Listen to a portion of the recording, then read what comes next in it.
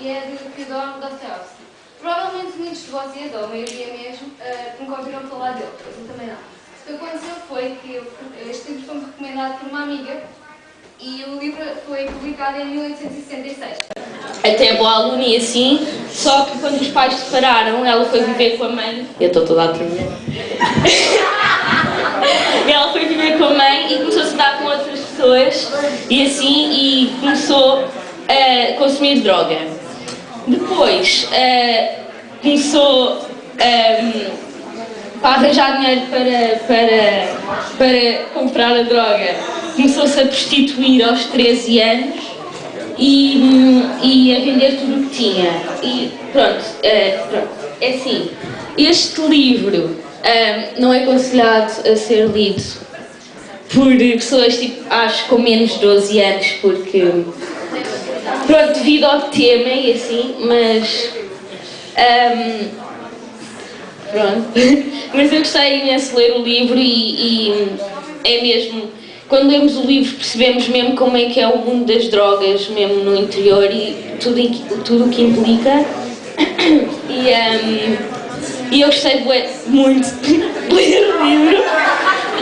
Eu gostei muito de ler o livro porque conta mesmo como é que nós percebemos mesmo como é que as pessoas sentem mentalmente e como elas ficam fisicamente e tudo o que precisam, tudo o que a droga implica, pronto.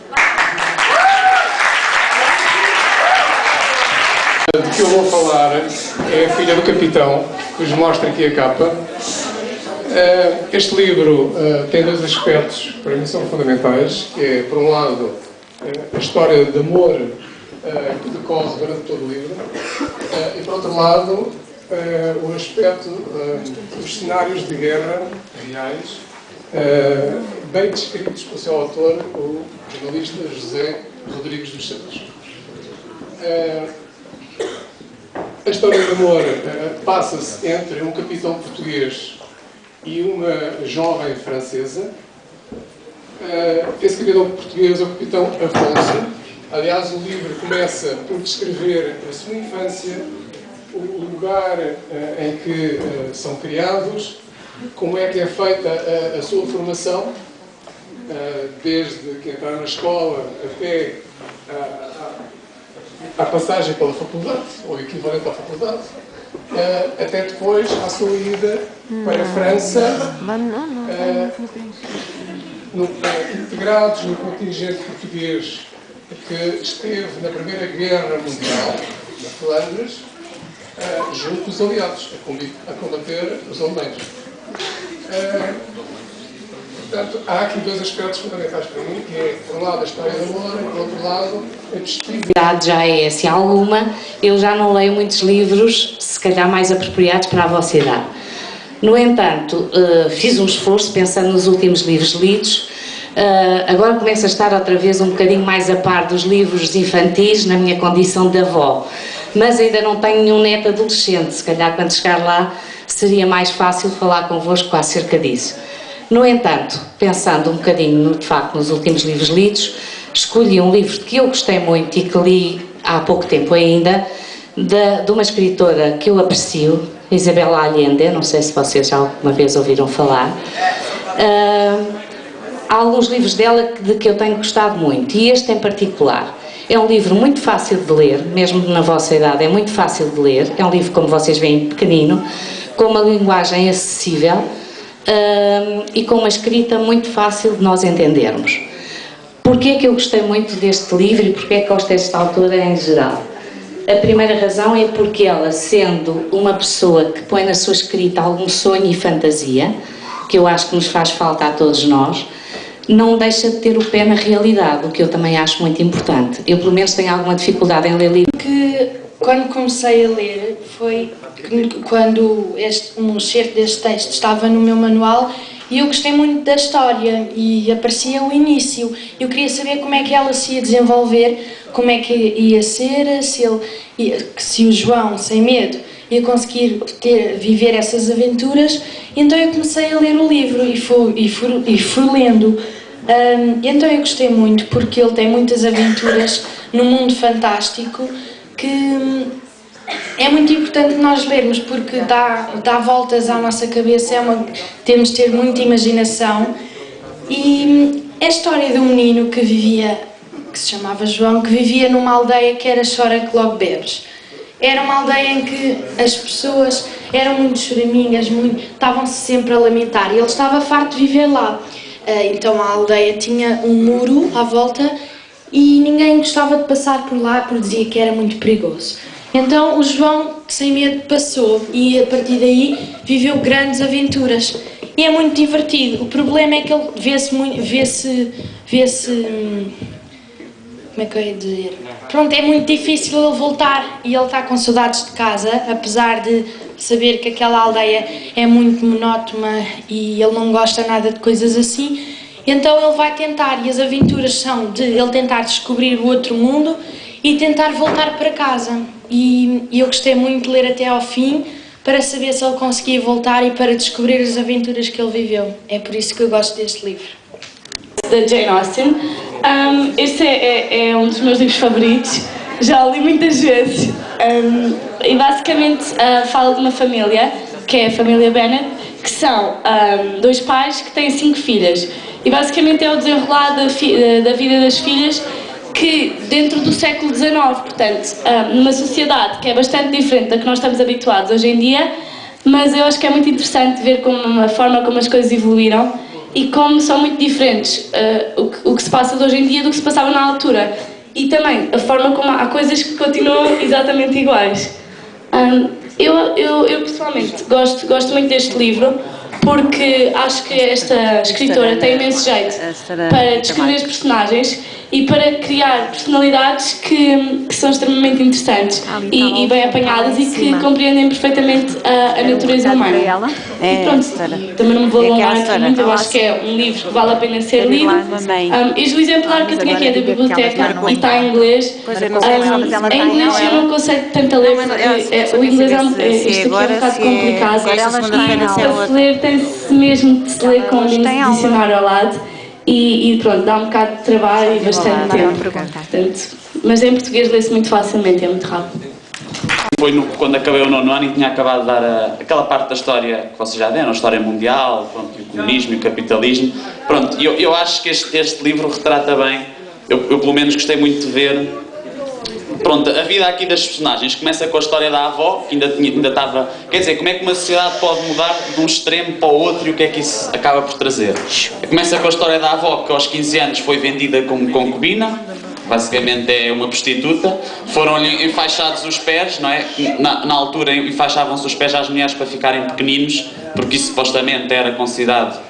Pronto, a beleza foi vendida a um general, depois quando o general morreu ela teve de fugir de casa porque senão a mulher do general quase que a punha como escrava e foi ter com um médico e pronto, basicamente a história dela retrata todo aquele sistema feudal em que as pessoas eram unidas com concubinas, os casamentos eram uma grande festa, os lutos também, aquilo era assim uma civilização diferente. Depois teve uma filha, isso é que é interessante ver porque foi uma filha que se filiou no Partido Comunista e lutou acerrimamente contra os nacionalistas, pronto, e o Kuomintang, mas acabou mesmo por ser presa e acabou por ser um homem que estava ao seu lado, acabou por ser fuzilado e ela quase que ia morrer, só não morreu porque depois foi salvo de certa forma pelos comunistas. Ela acabou por casar com outro funcionário comunista e eles tornaram-se, no fundo, funcionários comunistas, mas no alto regime, portanto eram pessoas que tinham de certa forma alguma categoria. E é aqui que nasce esta filha, que é a Yung Shang, que nasce neste tempo, não é? É filha deles, foi educada numa escola que até tinha algumas condições devido a isso, e depois o que eu acho giro de observar, e por isso é que eu gostei tanto deste livro, é como é que ela ia estando nesse sistema comunista, em que lhe disseram logo desde novo que os capitalistas morriam todos à fome, não sei o quê, que ali os comunistas é que estavam bem. Ela, como vocês sabem, foram criados os guardas vermelhos, foi recrutada, batiam nos professores, destruíram as casas de chá. Epá, uma confusão, aquilo era uma maluqueira toda à espécie. E depois na escola dela, que tinha estado sempre com árvores, mandaram romper aquilo tudo e plantar couves e algodão, porque as árvores eram um símbolo burguês. Epá, essas partes é que eu acho graça, é como é que as pessoas acabam por estar nessa situação. Pronto, mas isto é a parte bonita. Ela depois cresceu, os pais dela lutaram mesmo no regime e começaram a perceber que o regime infelizmente não estava a chegar a lado nenhum, porque o Mao mandou as pessoas acabar com as árvores para começar um salto industrial que acabou por não haver. E portanto, os pais delas revoltaram-se e a partir daqui é que começa a parte mais decadente e mais triste da história. Os pais dela revoltaram-se, como os pais se voltaram, foram obrigados a andar com placas e foram expostos publicamente. O pai dela foi para um campo de concentração, ficou louco e depois acabou por morrer, não é? Com a loucura. A mãe aconteceu-lhe um bocado a mesma coisa e ela foi enviada para um campo, tipo uma zona agrícola, como pena. E tornou-se médica de pé descalço, que era assim, como a China teve falta de médicos, davam a cada pessoa um livrinho vermelho que ensinava basicamente a medicina não sei como e eles passavam a curar os outros, também não sei como. Pronto, isto retrata basicamente a história dela toda. Eu acho que é um livro interessante por isso, por vocês verem. Ela depois tem sempre muitas dúvidas, está sempre a criticar, quando estava no tempo do mal, eu devia segui-lo e eu devia arrancar, por causa das árvores, devia arrancar as árvores, porque isso é... E no fundo é como é que ela se vai transformando ao longo do tempo até chegar à conclusão que o sistema de mal realmente, e de certa forma o comunismo, não valia o mesmo. Ela depois acaba por... como é que ela agora escreveu este livro? Ela está em Londres neste momento. Tentou inscrever-se numa universidade, com a ajuda da mãe. Quando estava na universidade tirou provas e estava quase a ir para Londres, mas depois veio um cartaz a dizer que as pessoas, os calos nas mãos é que contavam, não era a literatura que elas tinham. Quer dizer, todas estas situações, mas depois ela lá conseguiu meter uma cunha, o que também era impensável, e tentou ir para Londres. Pronto, eu vou só aqui ler aqui uma parte, isto não é muito longa, são só umas frases, porque o livro termina mesmo assim. Esta parte aqui fez-me refletir isto. Não se esqueçam que esta parte é sobre a mãe. A mãe dela foi aquela que lutou, que foi presa, que disse mal dos nacionalistas, que era uma comunista de topo. E agora só para vocês lerem. As reformas económicas dos anos 80 trouxeram consigo uma melhoria sem precedentes nos níveis de vida e, em parte, graças ao comércio e ao investimento estrangeiros. Por toda a China, funcionários e simples cidadãos acolhem os homens de negócios vindos do exterior com uma crescente abertura. Em 1988, numa viagem que fiz a Zinzhou, a minha mãe ficou no pequeno, escuro e primitivo apartamento de Yulin, à beira de uma lixeira. Do outro lado da rua é-se o melhor hotel da cidade, onde todos os dias se organizam grandes festas para receber os investidores estrangeiros. Um dia, a minha mãe viu um desses visitantes a sair do hotel rodeado por um adulador grupo de mulheres a quem mostrava fotografias da casa de luxo e dos carros que tinha em Taiwan. Era Yao An, o supervisor político do Kuomintang na escola onde ela andara e que 40 anos antes foram responsável pela sua prisão. O livro termina assim. Isto a mim o que me fez refletir é: no fundo, a mãe dela, que tanto lutou pelo comunismo e pelas coisas, acabou por estar numa lixeira e o tipo que a mandou à sua prisão era um gajo rico. Portanto, isto fez-me pensar, enquanto adolescente, pelo menos a mim, mas também enquanto adolescente no geral, que às vezes nós lutamos por muitos ideais e temos assim umas visões muito fundamentalistas das coisas. É muito fácil nós, e então ainda agora mais com a crise. E será que isso vale mesmo a pena? Pronto, é a pergunta que eu vos deixo e que eu também pensei com este livro. Acerca dos campos de extermínio nazis, mas digo-vos que essas coisas que vocês já ouviram não são nada comparadas com o que eu li neste livro. Este livro retrata uma história verídica, a história de um homem.